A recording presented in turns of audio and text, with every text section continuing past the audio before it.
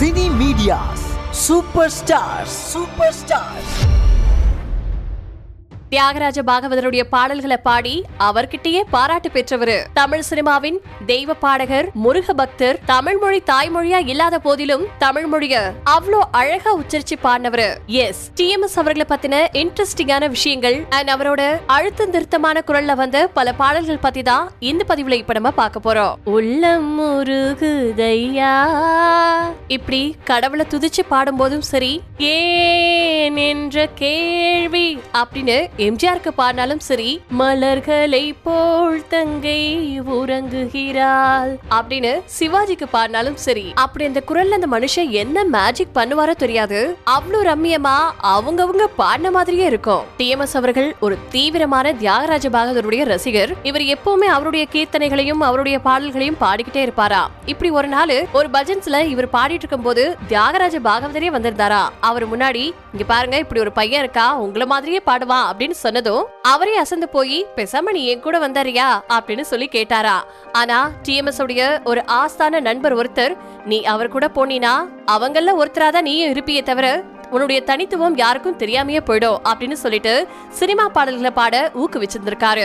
அதுக்கப்புறமா தான் அவருடைய குருநாதரான ராஜாமணி ஐயர் கிட்ட இவர் முறையா சங்கீதம் படிச்சிருந்திருக்காரு. டிஎம்எஸ் சொன்னாவே அவருடைய வார்த்தை உச்சரிப்புகள் தான் பயங்கரமா பேசப்படும். அதுக்கு மிக முக்கியமான காரணம் அவருடைய குருநாதரான ராஜாமணி அவர்கள் தான். நீ பாடும்போது ஒவ்வொரு வார்த்தைகளையும் தனியா எடுக்கணும், அந்த அளவுக்கு ஒவ்வொரு வார்த்தையும் அவ்வளவு சுத்தமா உச்சரிச்சு பாடணும் அப்படின்னு சொல்லிக்கிட்டே இருப்பாரா. தன்னுடைய குரு சொன்னதை தாரக மந்திரமா நினைச்சு கடைசி வரைக்கும் ஃபாலோ பண்ணிருக்காரு நம்ம டிஎம்எஸ். அப்பெல்லாம் ஸ்டுடியோஸ் தான் அதிகமா இருந்ததா. அவங்களுடைய ஆதிக்கம் இருந்த காலகட்டத்துல ஒவ்வொரு ஸ்டுடியோவா ஏறி இறங்கி இருக்கிறாரு வாய்ப்பு கேட்டு. அப்பெல்லாம் அவர் எங்க தங்கியிருக்காரோ அத சிகரெட் அட்டைக்கு பின்னாடி எழுதி வச்சுப்பாங்களா. அவர் பேர் என்ன, அவர் எந்த ரூம்ல தங்கியிருக்காரு அப்படிங்கிற டீடைல்ஸ் வாங்கிட்டு போ சொல்லிடுவாங்களா. அந்த சமயத்துலதான் மந்திரகுமாரி அப்படிங்கிற ஒரு படத்துல ஜி ராமநாதன் அவர்கள் டிஎம்எஸ்க்கு ஒரு வாய்ப்பை கொடுக்கறாங்க. போய் பார்த்ததுமே, அடடா ஃபர்ஸ்ட் சாங் எம்ஜிஆர் இருக்கா, அப்படி போடு அப்படின்னு ரொம்ப உற்சாகமா பாட போறாரு. ஆனா அவர் பாடி முடிச்சதுக்கு அப்புறமா தான் தெரியுது அது எம்ஜிஆருக்கு இல்ல. அந்த படத்துல ஒரே ஒரு சீனுக்கு யாசகம் கேட்டு வரக்கூடிய ஒரு நபருக்காக தான் அவர் வாய்ஸ் கொடுத்திருக்காருன்னு. அன்னமிட்ட வீட்டிலே அப்படிங்கிற ஒரு பாட்டு தான் முதல் முறையா நம்முடைய டிஎம்எஸ் அவர்கள் பாடின பாடல். ஆனா கொஞ்ச நாள்லயே அவர் எந்த அளவுக்கு எம்ஜிஆருக்கு பாட போறோம் அப்படிங்கிற ஆசையில போனாரோ அந்த ஆசை நிறைவேறிச்சு. மலைக்கல்லன் அப்படிங்கிற படத்துக்காக எம்ஜிஆருக்கு இவர் முதல் முறையா பாட போறாரு. பாட்டு பட்டி தொட்டி எல்லாம் பட்டைய கலப்புச்சு. ஏன்னா அவர் பாடினது தத்துவ பாட்டு. அப்ப அரசியல் ரீதியா பயங்கரமா ரீச் இருந்துச்சு இந்த பாட்டுக்கு. அந்த பாட்டு தான் எத்தனை காலம் தான் ஏமாற்றுவார் இந்த நாட்டிலே. அதுக்கப்புறம் எம்ஜிஆரும் சிவாஜி கணேசனும் சேர்ந்து நடிச்சிருந்த கூண்டுகிளி படத்துல சிவாஜிக்காக இவர் ஒரு பாட்டு பாடினாரு. இது எல்லாத்தையும் விட தூக்கு தூக்கி அப்படிங்கிற படத்துல இவர் பாடின பாட்டு தான் இவரை வேற லெவல்ல கொண்டுட்டு போய் விட்டுச்சு. இந்த படத்துல மொத்தம் 8 பாட்டு.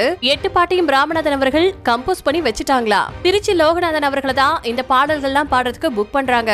ஆனா அவர் ஒரு பாட்டு பாடுறதுக்கு 2000 ரூபாய் கேட்டிருக்காரு. அந்த சமயத்துல தயாரிப்பாளர்கள் அந்த அளவுக்கு போதுமான காசு எங்க கிட்ட இல்லங்க, படம் சக்சஸ் ஆனா கண்டிப்பா தரோம், இப்போதைக்கு ஒரு பாட்டுக்கு 1000 ரூபாய் வாங்கிக்குங்க அப்படின்னு சொல்லியிருக்காங்க.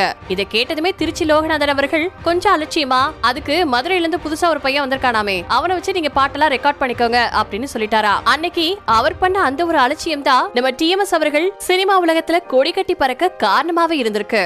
அதுக்கப்புறமா 4 பாட்டை மட்டும் ட்ரைனிங் கொடுத்து அவரை பாட வச்சிருந்திருக்காங்க. எப்பவுமே ஒரு ஹீரோ கிட்ட கேட்டுட்டு தான் முடிவெடுப்பாங்களா. சிவாஜி அவர்கள் கிட்ட இந்த ஒரு 4 பாட்டையும் பாடி காட்ட சொல்லி ஒப்பீனியன் கேட்டதுக்கு அப்புறமா, பிரமாதமா பாடிருக்கீங்க, 8 பாட்டையும் நீங்களே பாடுங்க அப்படின்னு சொல்லிட்டாரா. இப்படிதான் நம்ம டிஎம்எஸ் அவர்களை தூக்கு தூக்கி ஒரு தூக்கு தூக்கிருச்சுனே சொல்லலாம். முதல் முறையா தமிழ் சினிமாவை பொறுத்த வரைக்கும் தன்னுடைய குரலை ஒவ்வொரு நடிகருக்கும் பொருந்தக்கூடிய வகையில மாத்தி மாத்தி பாடக்கூடிய ஒரு வல்லமை படைச்ச ஒரு தெய்வ பாடகர்னா அது டிஎம்எஸ் அவர்கள் மட்டும்தான். சிவாஜினா சிவாஜி பாடின மாதிரியே இருக்கும், எம்ஜிஆர்னா எம்ஜிஆர் பாடின மாதிரியே இருக்கும், ஜெமினினா ஜெமினி பாடின மாதிரியே இருக்கும். இப்படி தன்னுடைய குரலை நடிகர்களுக்கு ஏத்த மாதிரி பாடக்கூடியதுல அவருக்கு நிகர் அவரே தான். இந்த திறமை சின்ன வயசுல இருந்தே அவருக்கு இருக்கா. ஒருத்தவங்கள மாதிரி மிமிக்ரி பண்றதுல ரொம்ப ஆர்வம் கொண்டவரு அவங்கள மாதிரி பேச ஆரம்பிச்சு கடைசியில அவங்கள மாதிரி பாடவே ஆரம்பிச்சிட்டாரா. அவரு யாருக்கு பாட போறாரோ அவர்கிட்ட ஒரு 10 நிமிஷம் உட்கார்ந்து பேசி அவங்களுடைய உடல் மொழிகளையும் அவங்களுடைய வார்த்தை உச்சரிப்புகளையும் கவனிச்சு அதுக்கு ஏத்த மாதிரி பாடுவாரா. சிவாஜி அவர்களுக்கு பாட்டும் நானே அப்படின்னு அடி வயித்துல இருந்தோ, எம்ஜிஆர் அவர்களுக்கு புதிய வானம் அப்படின்னு நாசில இருந்தும், ஜெய்சங்கர் அவர்களுக்கு அன்புள்ள மான்விழியே அப்படின்னு உதட்டு அசைவுல இருந்தும் ரவிச்சந்திரன் அவர்களுக்கு கழுத்து பகுதியில இருந்து பாடுவாரா. நாகேஷ் அவர்களுக்கு பாடும் பொழுது ஒரு பெண்மையான குரல்ல பாடுவாரா. இந்த விஷயங்கள் எல்லாத்தையும் ஒரு நாளிதழ் பேட்டியில அவரே சொல்லிருக்காரு. தமிழை தவிர வேற எந்த மொழியிலுமே பாட மாட்டேன் அப்படிங்கறதுல ரொம்பவே குறிக்கோளோட இருந்திருக்காரு. ஏன்னா தெரியாத மொழியில பாடி அந்த உணர்வுகளை நம்மளால கொண்டுட்டு வர முடியலனா அது சரி வராது அப்படிங்கறதுனால ஆரம்பத்துல இருந்தே தமிழை தவிர வேற எந்த மொழியிலையும் இவர் பாடினது கிடையாது. அதே மாதிரி MSV கிட்ட சிவாஜி கணேசன் அவர்கள் கேட்டாங்களா, எனக்கு ஒரு ஸ்டைலிஷான வெஸ்டர்ன் ஸ்டைல்ல எனக்கு ஒரு பாட்டு வேணும் அப்படின்னு சொல்லி கேட்டிருக்காரு.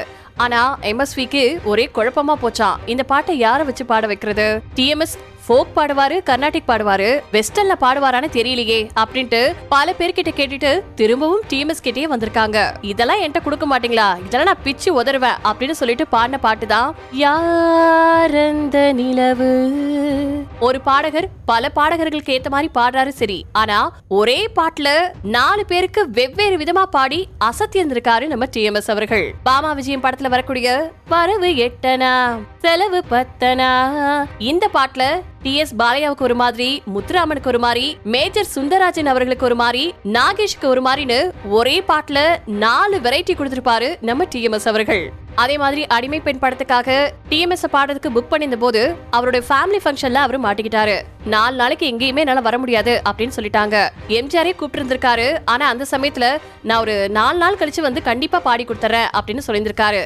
இதுல சின்னதா ஈகோ கிளாஷ் ஆனதுனால இந்த கேப்ல வந்தவர் தான் நம்ம SPB அவர்கள். ட்ராக் பாட சொல்லுங்க, நான் வந்து சீக்கிரமா பாடி கொடுத்துறேன் அப்படின்னு சொல்லியிருந்திருக்காங்க. எம்ஜிஆரே கூப்பிட்டு TMS வரல அப்படிங்கிற ஒரு சின்ன மனஸ்தாபத்துல அதுக்கப்புறமா எம்ஜிஆர் TMS மீட் பண்ணவே இல்லையா, பல படங்களுக்கு அவாய்ட் பண்ண ஆரம்பிச்சிருக்காரு. இந்த மாதிரியான சிச்சுவேஷன்ல வந்த பாட்டு தான் யாரை நம்பி நான் பொருந்தேன் போங்கடா போங்க அப்படிங்கறது பாட்டு. தன்னோட மனசுல இருக்கக்கூடிய ஆதங்கத்தை அவர் கொட்டி தீத்துட்டாரு அப்படின்னு அப்ப வந்த பத்திரிகை செய்திகள்ல இந்த ஒரு நியூஸ் ரொம்பவே பிரபலமா பேசப்பட்டுச்சு. அதுக்கப்புறமா தான் நல்ல நேரம் படத்துல சில பஞ்சாயத்துகள்லாம் பேசப்பட்டு திரும்பவும் TMS அவர்கள் எம்ஜிஆருக்காக பாட ஆரம்பிச்சாரு. இப்படி இன்னும் எத்தனையோ விஷயங்கள் இவரை பத்தி சொல்லிக்கிட்டே போகலாம். இன்னொரு சந்தர்ப்பம் கிடைச்சா இன்னும் டீடைலா இவரை பத்தி நிறைய விஷயங்கள் பேசலாம். இவர் பாடின எத்தனையோ ஆயிரம் பாடல்கள்ல உங்களோட மனசு தொட்ட பாடல் எந்த பாடல் அப்படிங்கறத மறக்காம கமெண்ட்ஸ்ல ஷேர் பண்ணுங்க. கமெண்ட்